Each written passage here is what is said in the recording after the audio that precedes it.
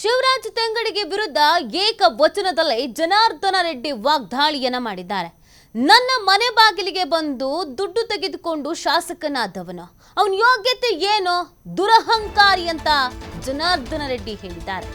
ಮೋದಿ ಮೋದಿ ಎನ್ನುತ್ತೇವೆ, ನೋಡೋಣ ಕಪಾಳಕ್ಕೆ ಹೊಡಿಬಾ ಅಂತ ಕೂಡ ಹೇಳಿದ್ದಾರೆ. ಅವನು ಒಂದು ಅದೃಷ್ಟದಲ್ಲಿ ಸಚಿವನಾಗಿದ್ದಾನೆ. ಅವನ ದುರಹಂಕಾರದ ಮಾತುಗಳನ್ನು ಬಿಡಬೇಕು.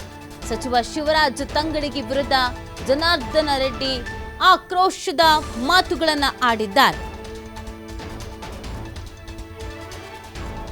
ಏಕವಚನದಲ್ಲೇ ಮಾತನಾಡಿರುವಂತದ್ದು. ಶಿವರಾಜ್ ತಂಗಡಿಗೆ ವಿರುದ್ಧ ಜನಾರ್ದನ ರೆಡ್ಡಿ ವಾಗ್ದಾಳಿ ಮಾಡಿದ್ದಾರೆ.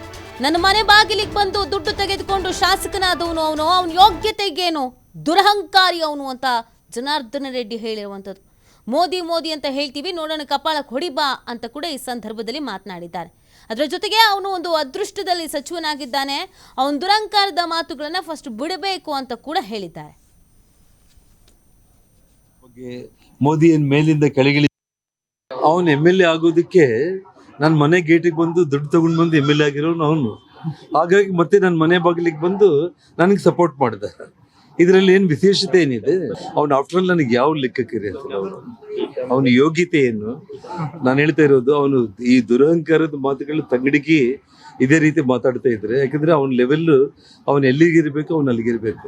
ಇವತ್ತು ಕನಗಿರಿ ಕ್ಷೇತ್ರದಲ್ಲಿ ಸಾವಿರಾರು ಮಂದಿ ಯುವಕರು ಮೊನ್ನೆ ಚಾಲೆಂಜ್ ಮಾಡಿದ್ದಾರೆ ಕಾಟಿಗೆಯಲ್ಲಿ, ಬಾ ನಾವು ಮೋದಿ ಮೋದಿ ಅಂತ ಕೂಗ್ತಾ ಇದೀವಿ, ದಮ್ಮಿದ್ರೆ ಬಂದು ಕಪಾಳಕ್ಕೆ ಹೊಡಿ ಅಂತೇಳಿ. ನಾನು ಹೇಳ್ತಾ ಇರೋದೇನಂತಂದ್ರೆ, ಅವನಿಗೆ ಒಂದು ಅದೃಷ್ಟದ ಒಂದು ಇದರಲ್ಲಿ ಮಂತ್ರಿ ಆಗ್ತಾ ಇದ್ದಾನೆ. ಅದನ್ನ ಮರೆತು ಅವನು ದುರಹಂಕಾರದ ಮಾತುಗಳು ಮಾತಾಡಿದ್ರೆ ಕನಗಿರಿ ಕ್ಷೇತ್ರದ ಜನರು ಈ ಪಾರ್ಲಿಮೆಂಟ್ ಚುನಾವಣೆಯಲ್ಲಿ, ವಿಧಾನಸಭೆಯಲ್ಲಿ ಅವನ ಕ್ಷೇತ್ರದಲ್ಲಿ ಏನು ತೋರಿಸ್ತಾರೆ ಅನ್ನೋದು ಗೊತ್ತಾಗುತ್ತೆ. ತಂಗಡಿಗೆ ತನ್ನ ಯೋಗ್ಯತೆಯನ್ನ ಮೀರಿ ಜನಾರ್ದನ ರೆಡ್ಡಿ ಅವ್ರ ಬಗ್ಗೆ ಮೋದಿ ಮೇಲಿಂದ ಕೆಳಗಿಳಿದಿದ್ದಾರೆ ಅಂತ ಮಾತಾಡುವಂಥದ್ದು. ಅಂದ್ರೆ ನೀನ್ ಎಲ್ಲಿಂದ ಬಂದಿದ್ದೀಯ ಅಂತ ನೀನು ಯೋಚನೆ ಮಾಡು. ಹಾಗಾಗಿ ಕನಗಿರಿ ಕ್ಷೇತ್ರದ ಜನರು ಹೇಳ್ತಾ ಇದ್ದಾರಣ್ಣ, ಬಹಳ ದುರಹಂಕಾರ ಮಿತಿ ಮೀರಿ ಬಿಟ್ಟಿದೆ ತಂಗಡಿಗೆ ಬಾಡಿ ಲ್ಯಾಂಗ್ವೇಜ್ ಬಹಳ ಚೇಂಜ್ ಆಗಿಬಿಟ್ಟಿದೆ.